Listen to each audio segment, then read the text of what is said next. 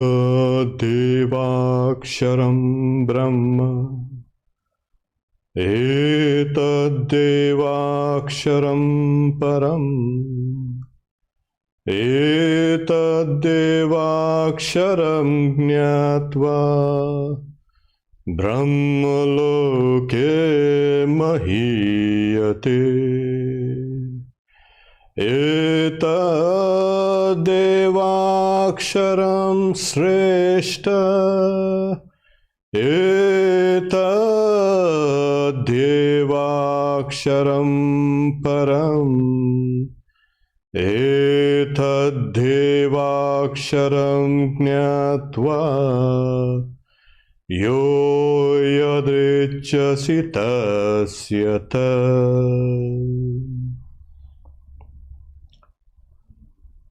This from the Kathopanishad.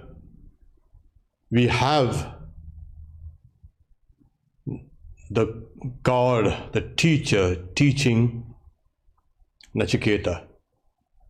This symbol, Om, is the highest. It's a symbol of Brahman. This symbol, once you know it, you will be great in the world of Brahman. This symbol is the greatest support. This symbol is the highest support. When you know it, your will becomes unstoppable, irrepressible. So this is what is being taught. The seed mantra called Om is the greatest support. It supports the universe.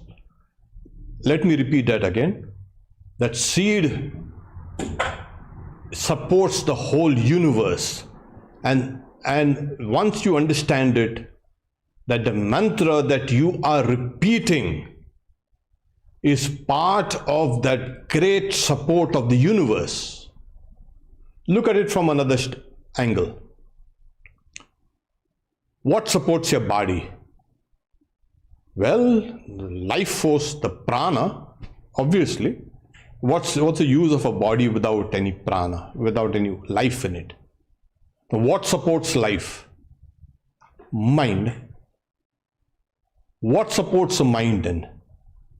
Well, you have minds that are stupid and dull. Intelligence. What supports intelligence? Your individual consciousness. And what supports your individual consciousness? That universal consciousness. Now, this universal consciousness has, for the benefit of the whole world, fortunately, it has a name. That is a symbol. This universal consciousness has a name.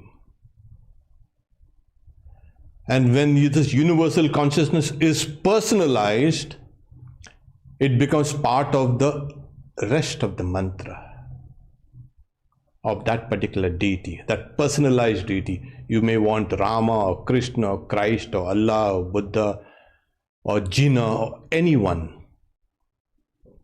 It is part of that universal consciousness. So Om is that universal consciousness, and then you have the personalized aspect of that Om as a Devi or a Durga or a Lakshmi or Kali or whatever. And you keep on repeating this mantra. And as you keep on repeating this mantra, what happens is, as Sri Ramakrishna said, the named and the name are non-different. So what you're getting is, you are now going to the ultimate support of the whole universe. And that is what it is. The mantra is an external part of that inner meaning. So your mantra, or the mantra you repeat, is the ultimate support of the universe.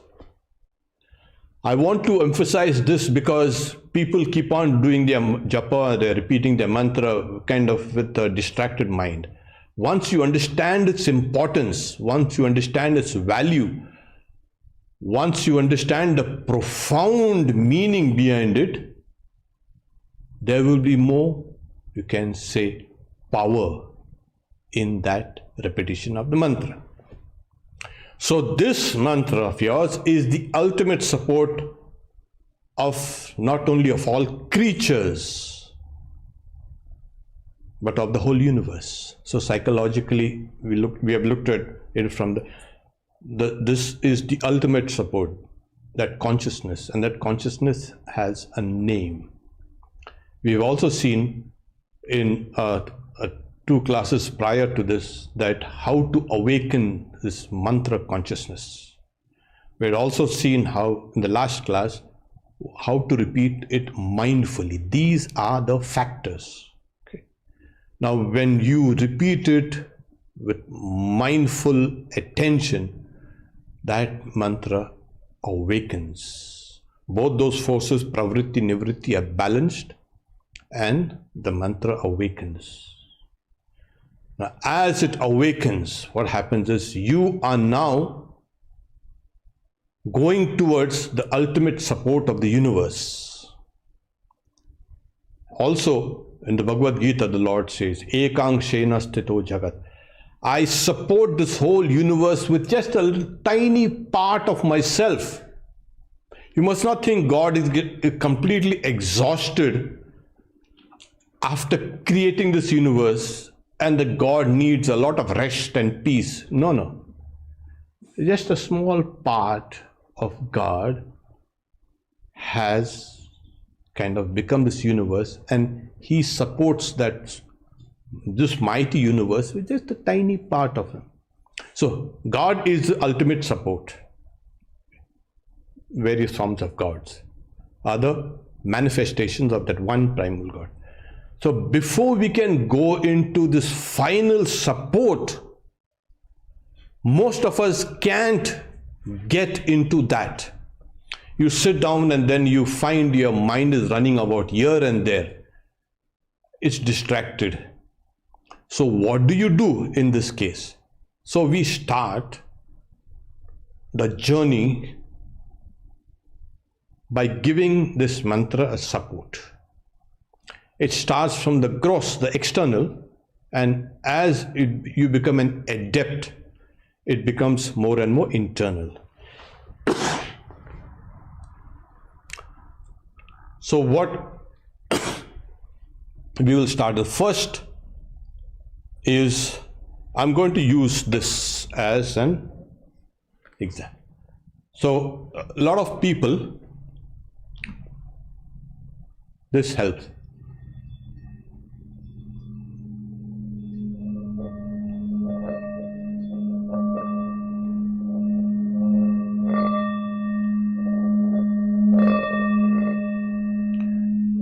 You chant your mantra along with this sound.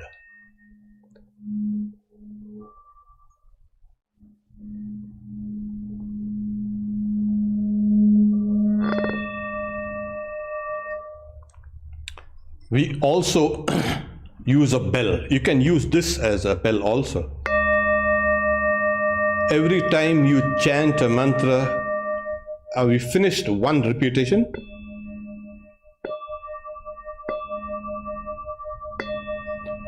Or there are many people who use a small bell.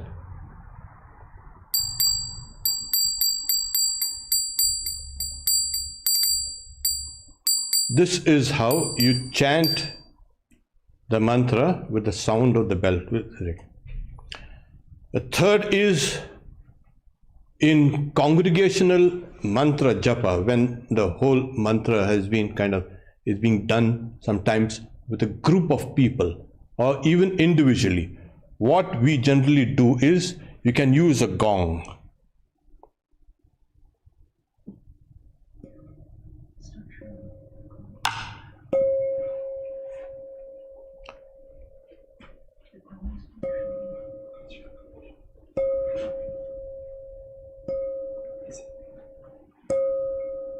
You use a gong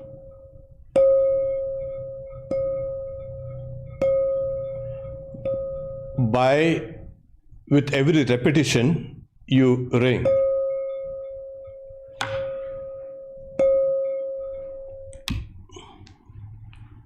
Now, these are the external supports. Why is it necessary? Because you are now kind of, it's not a kind of a casual activity that you're doing. These helps are just to bring your mind into a focus, and the focus has to become unwavering. So these are the supports to make your focus unwavering. The next is you use fingers. Generally we use these fingers to count. So you start from here, and then 1, 2, 3, 4, 5, 6, 7, 8, 9, 10. There's nothing mystical about this fingers and counting and all. It's just that this is the best way your thumb can move around all the flanges of the fingers. So people use this. People also can count on the other side. Generally, your counting is always done on the right hand side, and after you do 10, you have this one here, counting that 10, keeping count of that. So you keep on doing this. This is another support. Then we have something called the rosary, the mala. You always, now you can take any, depends on what your personality is, that mala or the rosary is used. But the idea is always you pull the rosary towards yourself, always. So you pull it towards yourself, towards your heart. Hold it here at the heart and pull it towards yourself. Okay. You see this is called a meru, or the witness. This has not to be counted. So this is part of the mala, but it is like a kind of a witness to all your repetitions. And in many traditions, you can cross over the sakshi or the witness or the meru. So when you come down to this till here, then you reverse the mala like this and you keep on doing it like this. Okay.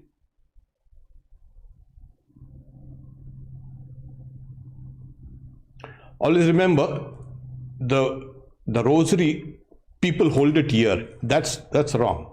It has to be held here at the heart. And in case this mala is too long, there is a kind of a small bag that you can use. This is how you got to keep on doing this. And then, the modern, you can say things like, you have tally counters. Okay. So you keep on, here you have. If you can see this,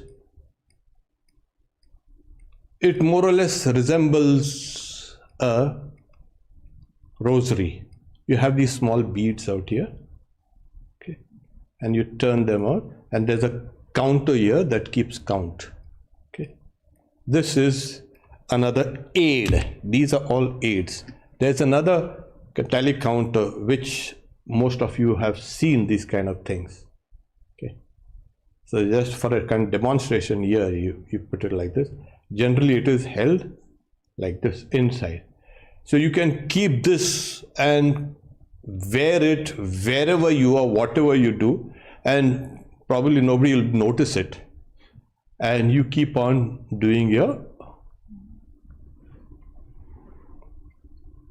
these are the few aids, the supports. Why? Consciousness is right now diffracted and it has to be made into a kind of a coherent whole.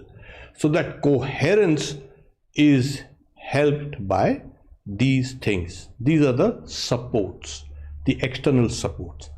The next is what we call is there are many people who write the mantra down. They are so distracted, they just can't, you can say, concentrate. And so what we do is we keep on writing a mantra down. This is, you remember Sri Ramakrishna says there was a monk who had come and saying he had a book all over written only by the name of Rama. And then he asks, why, what's this? What else is there in this world except Rama? So this also is a great aid in fixing the mind on the mantra. The next one is semi-audible. It's Vachika. Don't shout it out loudly. It has to be done semi-audible. So, Om Rama, Om Rama, Om Rama, Om Rama, Om Rama, Om Rama. Sorry. So, it's like you can increase the volume slightly as you go up and then decrease the volume as it comes down. There are some who can use a tune to enhance this repetition. But we generally say the way the Guru has given you the mantra, that's the way it has to be repeated. Okay, it's necessary. And also the speed. If you have been given a mantra that is Om Shri Rama, you go about repeating Om Shri Rama, not Om Shri Rama, Om Shri Rama, Om Shri Rama. No. Rama is not in a hurry, and you also don't be in a hurry. So this is how you got to kind of a steady, same speed. The next one is, as I say, the lips, Upamsu. Now in this case what happens is your lips move, the repetition is now mental.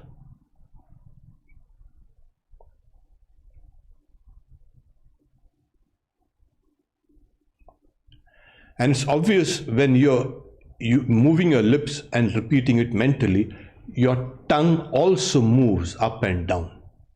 It's not just the lips moving, the tongue also is moving up and down. So,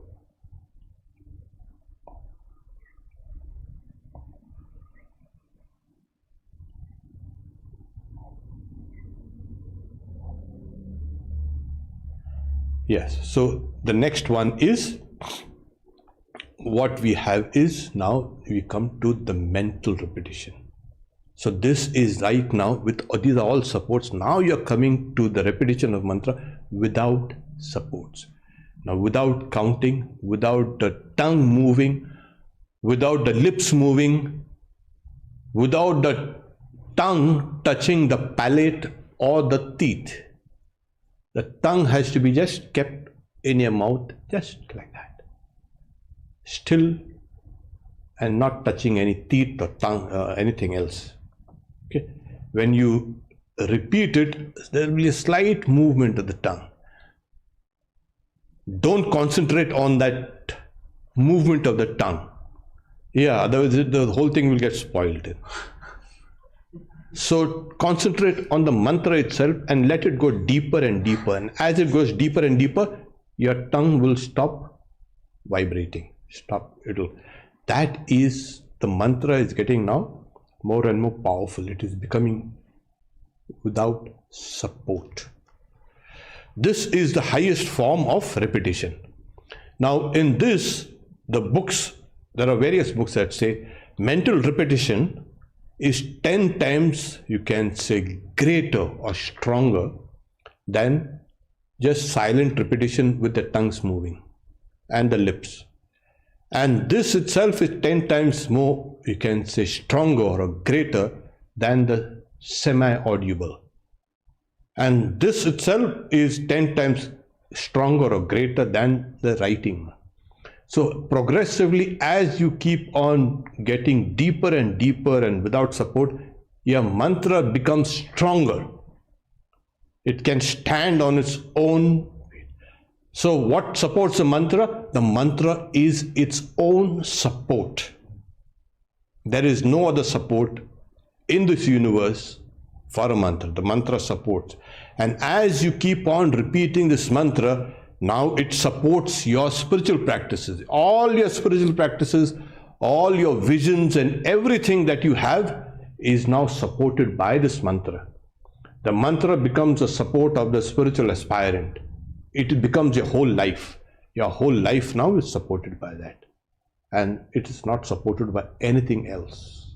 Here, you come down to the supportless aspect of the mantra. Now, there are various other methodologies when you want to do it in a kind of an increased fashion. There's something called the full, the Akanda. Khanda is, you can say, fragmented or broken. Akanda is full. Okay. Now, within a time frame, suppose you do it from sunrise to sunset or from sunset to sunrise. Continuously, there will be no break at all. You don't stop to drink water or even eat. Or sleep? No, nothing will do.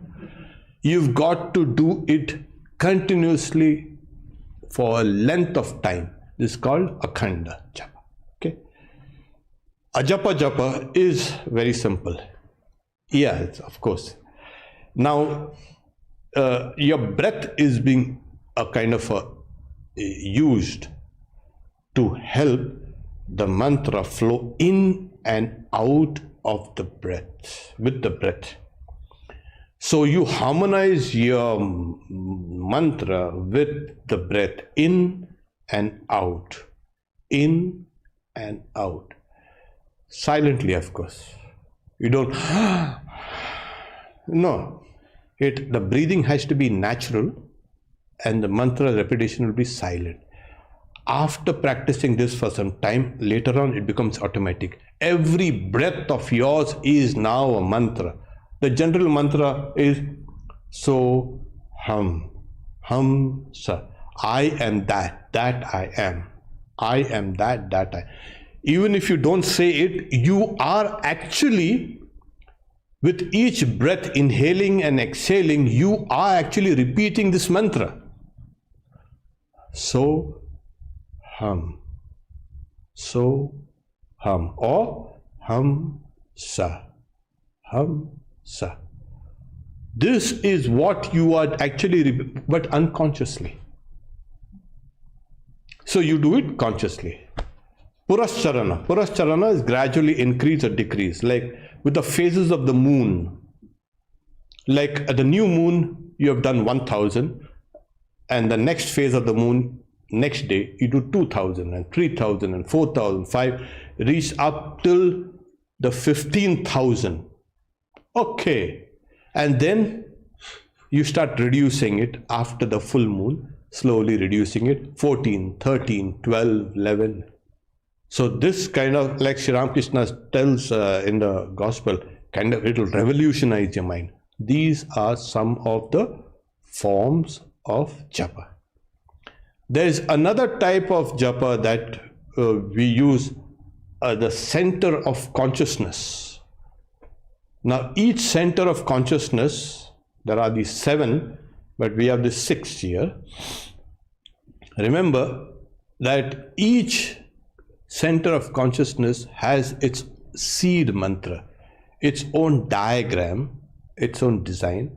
One has to repeat that seed mantra and at the same time think of that, you can say, diagram. Meditate on that.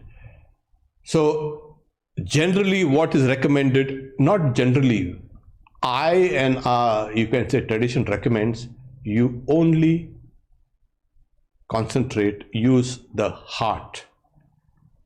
So it is, the lowest center is lung, ravang, rang, yam. So here it is yam. On this, it's intersected like with two triangles, one triangle going upwards and another triangle going up. So it's like a kind of a star, that is, all your energies are now going upwards, like in that triangle, and there are the other energies that are going downwards. This is the balance here. So part of your mind wants to go up, part of your mind wants to go down. Obviously, we know it. So this is a perfect place for us to do japa. So here, hold on to your center of consciousness. Always, this is important. When you do japa, don't hold your consciousness here or here or here or here or here. Otherwise, forget here. People hold it out here, out there on the trees and plants. So keep on holding. And if there's a difficulty in that, just lightly touch your thumb or a forefinger here as you keep on doing your japa.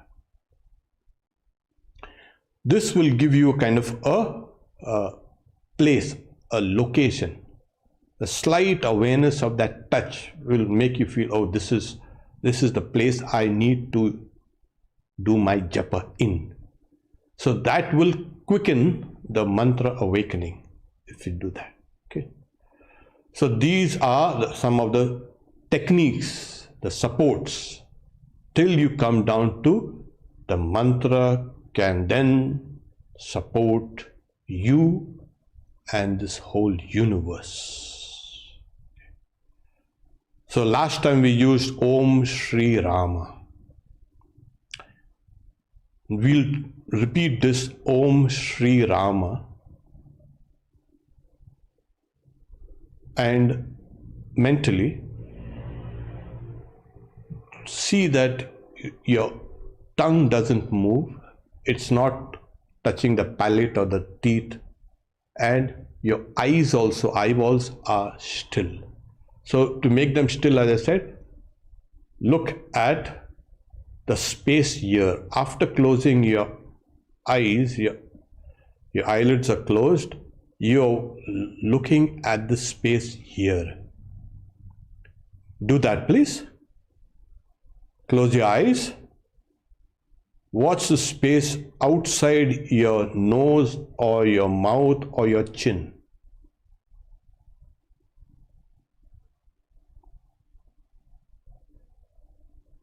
Now keep your tongue still.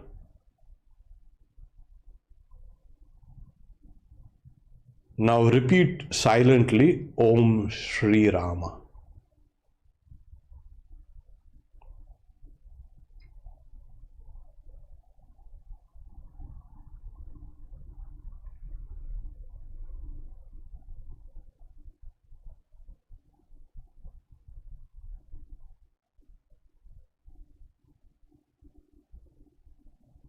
Okay.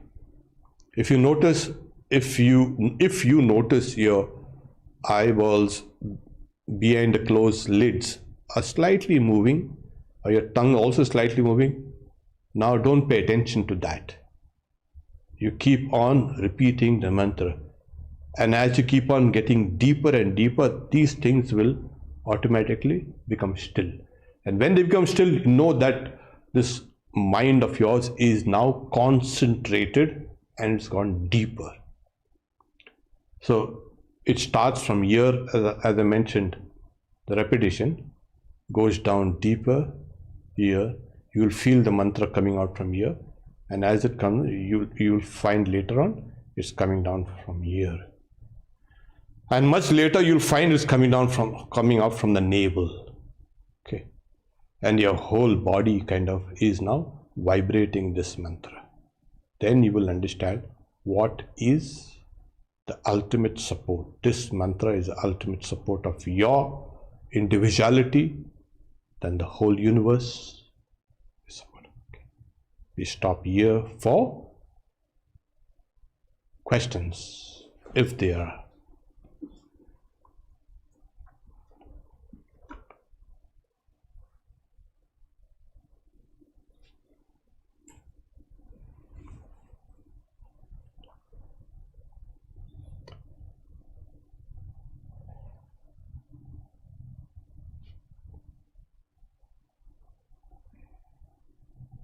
So just this question is it necessary to visualize the deity during japa sadhana, or simply listen the mantra only during mantra sadhana? Should I visualize the deity during during japa? As I've kept on emphasizing it over and over again, why do you do your work halfway? When you are visualizing the mantra and repeating that is the full meaning of repetition. There are some who are, there's a kind of something called aphasia. You can read or listen or understand words, but you cannot visualize those. But apart from such people, you are doing this all the time. Suppose I say mango. What happens to you? You understand that meaning of the word, this word mango, and subconsciously also visualize that. So with every repetition of the mantra, one has to visualize it.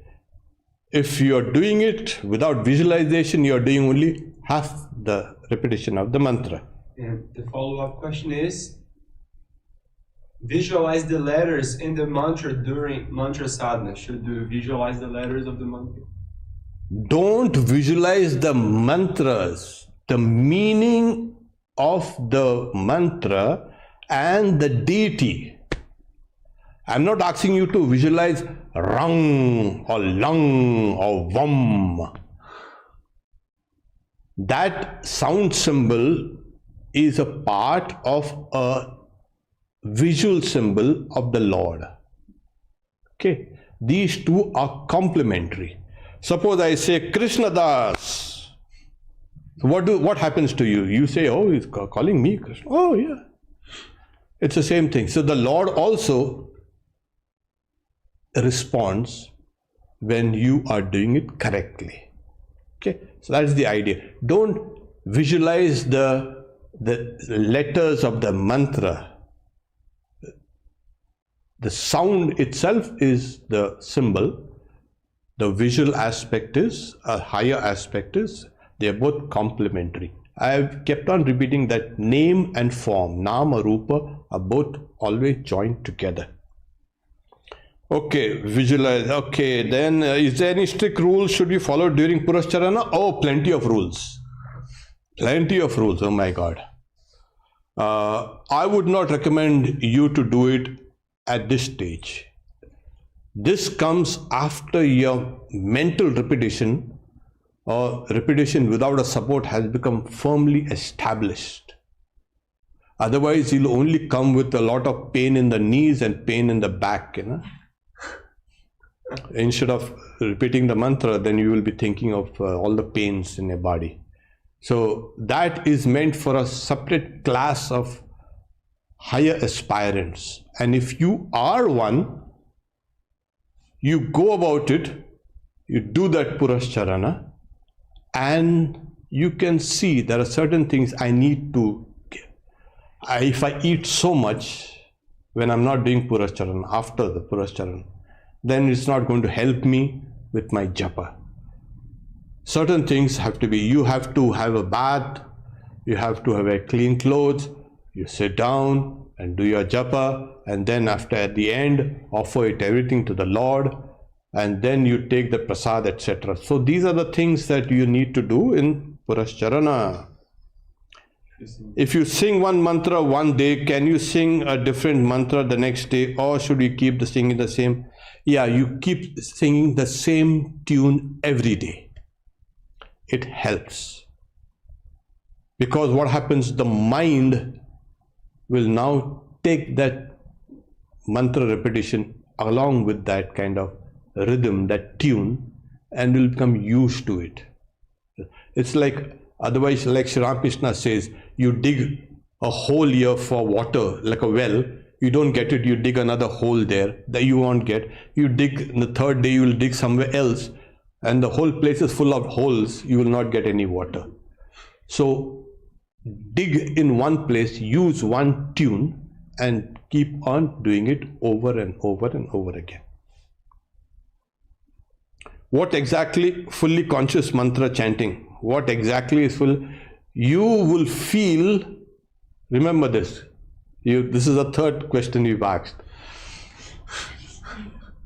When you are fully consciously doing your mantra repetition, you will not feel tired, you will not feel fatigued. Your body and your mind will be fresh. You will feel a kind of a great upsurge of energy. So there will be no tiredness or no fatigue, no sleep. Your whole body is kind of enlivened, your mind is enlivened. That is the way. Okay, I read this word conscious mantra chanting in Swami Yatishwaranji. Yeah, you've got to pay attention, simple as that. When you are doing something, you might as well pay attention. And actually that's the correct word, pay. You have to pay attention. It's otherwise you're doing something and you're attentive somewhere else. No, you pay attention. You got to really pay for it. Okay. So with attention, doing it with attention is this word conscious mantra. Is mantra japa only aim is to help us concentrate our minds on a specific object or specific thought, or uttering the sacred bij mantra grants us punya? What punya and what are you talking about? It is punya. Taking the Lord's name is punya, and it helps you concentrate. It helps you concentrate, but the goal of mantra repetition is the direct, you can say, experience of your chosen deity. If you have been repeating and meditating on Rama, you will see Rama there. That is what it is. The goal of mantra is not a little money and name and fame and this and that, or little. It cleaves away or washes away old sins, generates new punya, merit, and then what it does is concentrates you, of course, but your goal is the realization of the chosen deity. For beginners who find it difficult to sit down, what daily routine do you recommend to ensure consistency? Respectfully ask, do you practice meditation? Do you still practice meditation, Japa? Oh, was a personal question. Okay, if you find it difficult to sit down in a seat, cross-legged, use a chair, please. But keep your back and your neck and your head in a straight line. Don't lean against a chair or whatever, a sofa. Keep it. And in the meantime, as you keep on doing, strengthen the muscles on your legs and your back. So do a little push-ups and do a little sit-ups. That will help you. So, and then what, respectfully I ask, do you still practice meditation? Yeah. Because I've been doing that, practicing meditation and japa for the last, say, 40 years. More, little, somewhere around that. So what do? I keep on doing what I've been doing since I was young. It's okay. Okay, so what is that for me? Well, it's an old habit first. Secondly, your japa at one point of time goes to benefit not only you, but the whole world. That's what actually happens. So if you want to do good to the world, yeah, good. The people say, what these monks and all, they are useless, they do nothing. But yeah, we are also helping the world. They say we run away from the world. No, actually we don't run away. We are actually helping the world in its subtle spiritual, you can say, levels. When my tongue is flat, it touches my lower teeth. Is that okay? Yes, it is okay. It's okay if the tongue is flat, it touches the teeth. That's fine. Can you please talk about the pause between each mantra? Should there be a pause? Should there be a focus on the pause? There will be a very slight pause. Obviously, when you take like Om Shri Rama, Om Shri Rama. This is because you are not rushing through that mantra. So there will be a pause. There will be also a smaller pause between each syllable. Om Shri Rama. Om Shri Rama. Okay. So it has to be done with deliberation, with deliberate effort. It becomes extremely powerful. Yeah, you go put a nice question. While repeating mantra, when the object of visualization fades away, can I open my eyes and look at it? Yes, please. That has been mentioned in several of our videos called Trataka. Those who have difficulty in visualizing it mentally will use an object, will use a picture or you can say murti or form. Open your eyes, please keep on watching it and doing japa, and then close your eyes. Visualize that same form inside, and then as it keeps on fading slightly, open your eyes again and keep on doing. This is a very powerful form of concentration called Trataka.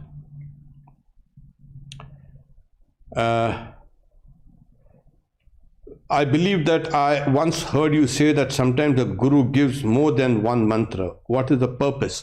For certain aspirants who are competent to do more than one mantra, they are given more than one mantra. So not for everyone. One mantra for one person is the general, you can say, rule. I think that was kind of good. Can I chant the Bij mantra for enjoyment? No, you cannot chant the Bij mantra for enjoyment, because the Bij mantra, that's a seed mantra, is nothing but power, Shakti. It has to have a buffer on both sides. Om or Rama or Krishna or Devi or whatever. The Bij mantra cannot and should not be repeated singly. It has to be done with a buffer. Otherwise that thing will just rise and the energy will make things difficult.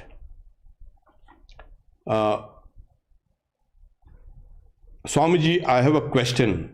Okay, to face past mistakes, it is disturbing while practicing? Obviously, your mistakes will come to you. So what is that?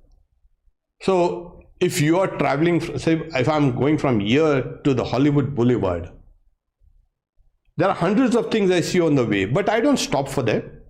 I know I'm going to the Hollywood Boulevard. So when you are doing japa and all, when hundreds of thoughts come, let them come and let them go. Don't pay attention to it. They will come and they will go. They will come and they will.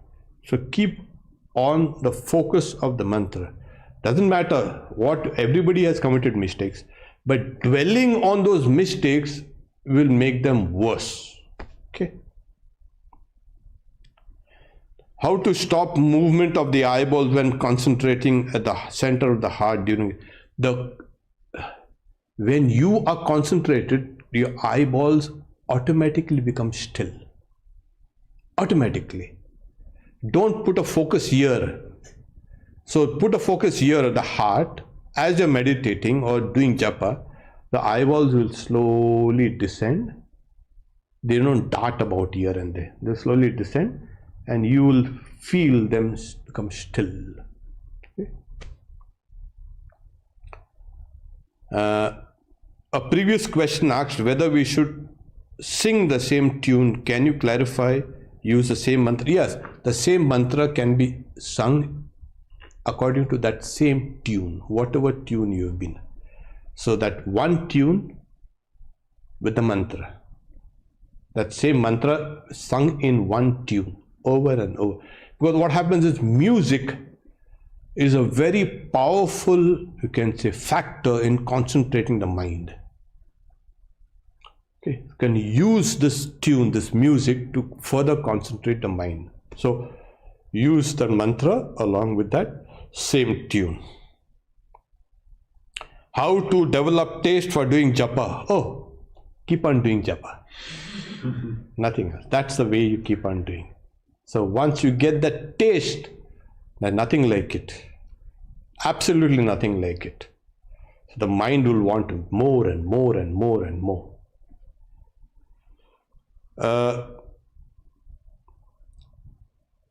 Swamiji, how to pronounce Om? Is it Om or Om? It's written A-U-M or O-O-M also. It is A, when you open your mouth, oh, this is a natural sound. When you close your mouth, that's the natural sound.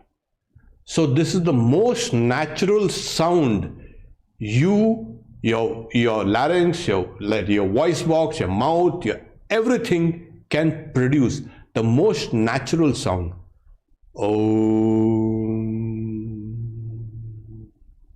This is. So use your natural, you can say, that sound. That is the Om. Okay. Swamiji, Likita Japa means writing, but should we keep mantra secret, please? Yes, keep that book secret to you. Don't show it everywhere. This is what I... And write it. And write it with the most beautiful handwriting. Most of the handwriting today is like insects crawling over the page. Okay. So write it with deep reverence and with clarity and with great love.